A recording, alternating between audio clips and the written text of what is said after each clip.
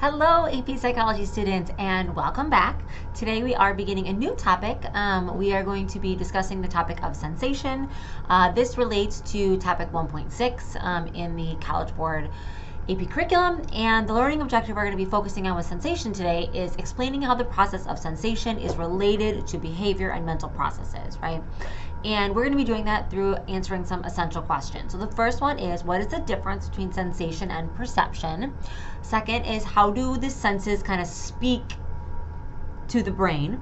And last but not least, what impacts how we detect sensation? All right, so first thing I want to talk about is the difference between sensation and perception, right? So sensation is the process by which we receive information from the environment.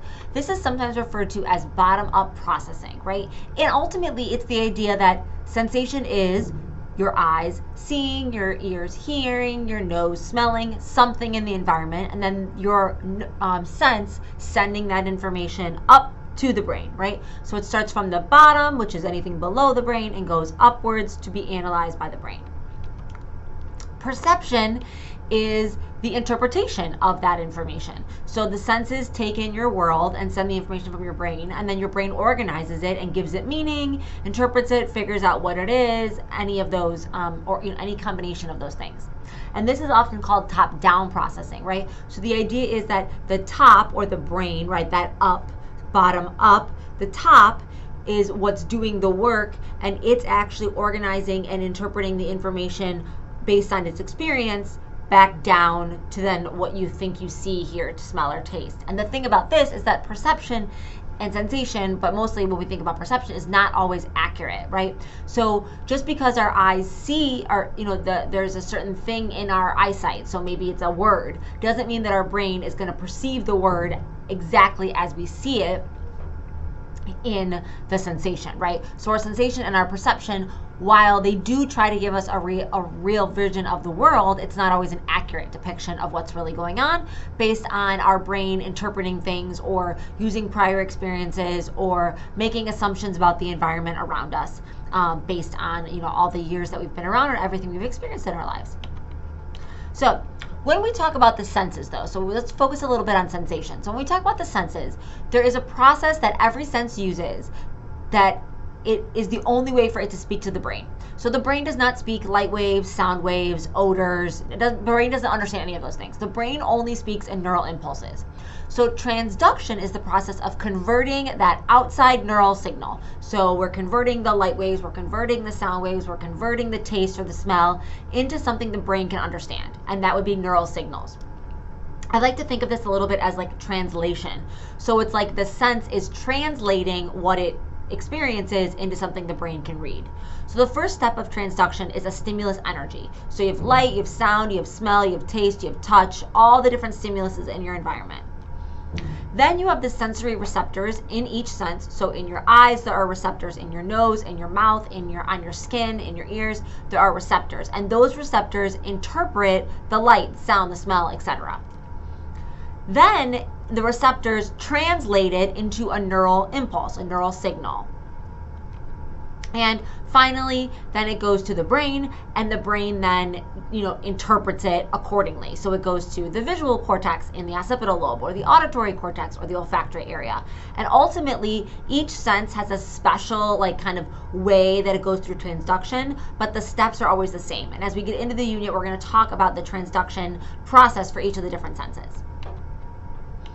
Okay, so the next thing we want to talk about with sensation is, how do we know if a stimulus exists? Like, how do we know when we see it, when we hear it, when we smell it? And the way that we have figured this out is by the use of something called thresholds. So absolute thresholds are the idea that there is a minimum amount of energy that our eyes, ears, nose, whatever, need to detect the sensation 50% of the time.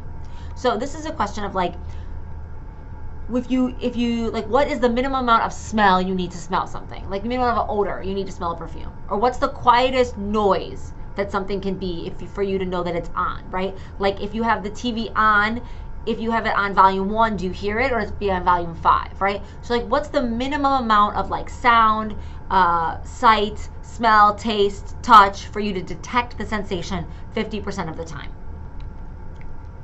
This is different than the difference threshold. So with the difference threshold, we're asking the question, how can we tell the difference between two stimuli that are alike?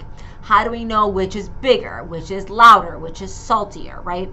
And so similar to the absolute threshold, the difference threshold is the smallest difference between two stimuli that can be accurately detected 50% of the time. And sometimes this is called the just noticeable difference. So what are some examples of this? So like if, let's say we're at a chili contest, right? And we're trying to figure out which dish is spicier, which chili is spicier.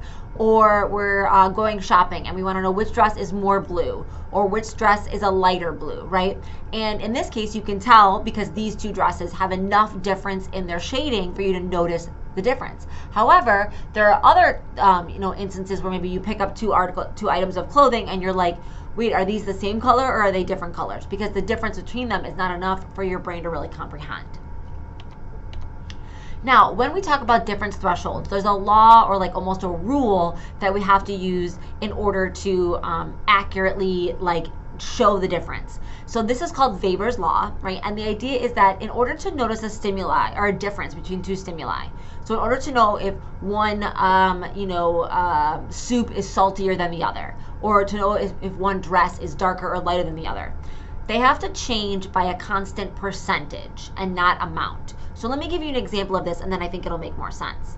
So let's say that you are going to be drinking coffee, right? Now the question is, if I put sugar in your coffee, would you notice? So if you have black coffee and I add 1 sugar, chances are you're going to notice, because what I've done is I've taken it from 0 sugar to 1 sugar and I've increased the sugar by 100%. However, if I put 8 sugars in your coffee and you drink it, and then I put 9 sugars and you drink it, would you be able to tell the difference between 8 and 9 sugars? Probably not, because the percentage of change in the overall sugar is so small from 8 to 9 sugars. So if I went from 0 to 1, you could tell the difference. I'd have to go from 8 to 16 because that's 100% change to notice the same difference, right? So it's not about the amount, 1 sugar packet, but about the percentage. I have to add 100% more to get the same, to notice the same difference in taste. All right, and last 2 things, we have habituation and adaptation. So sensory adaptation is something we're super familiar with. Maybe you just didn't ever know that it had a name, but this is basically the idea that over time, our senses stop responding to something that we are constantly stimulated by. So for example, you get in the shower and the water is warm and you're in there for about 10 or 15 minutes, and what do you have to do? Turn up the shower because the water kind of cooled off because our nerve cells are firing less frequently. Or you walk into a room and it smells really strong and you've been there for maybe 5 or 10 minutes and then you don't really notice the smell as much, right? And someone walks into your house and like, oh my God, it smells in here. And you're like, really? Shoot, I didn't realize it, right? That happens to me every time I make salmon, right? I always think that I get rid of the smell in the house and I'm really proud of myself. And then, my husband or my mom comes in the next day to watch the kids and she's like, oh, you guys had fish last night. And I'm like, ugh, shoot. But I stopped smelling it. The only sense that doesn't do this is vision, right? It is the only sense that is constantly moving. Your eyes are constantly kind of shaking. And so that prevents your eyes from having any adaptation. So basically things don't disappear from your field of vision, which is what would happen if they were frozen or not moving. And the other one is sensory habituation. And this seems very similar to adaptation, but it's more about the brain and less about the senses. So sensory adaptation is that our senses actually stop firing, right? But our sensory habituation is that our brain just starts ignoring the sensory information. So the sense still picks it up, but we don't really attend to it or pay attention to it the same way we have in the past. So an example of this for me is when I lived in Chicago, I lived very close to several L stations, right? And it didn't bother me at nighttime. I didn't hear the L anymore when it would go past every 10 or 15 or whatever minutes it was.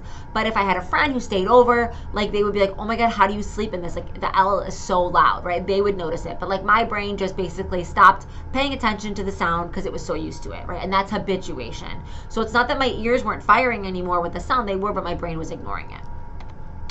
All right, so that's all we have. Today we talked about some basics of sensation, difference between sensation and perception, transduction, and absolute and difference thresholds. Make sure you can answer these questions before you stop the video. That's all for now, AP Psychos. And remember, psychology is flippin' awesome.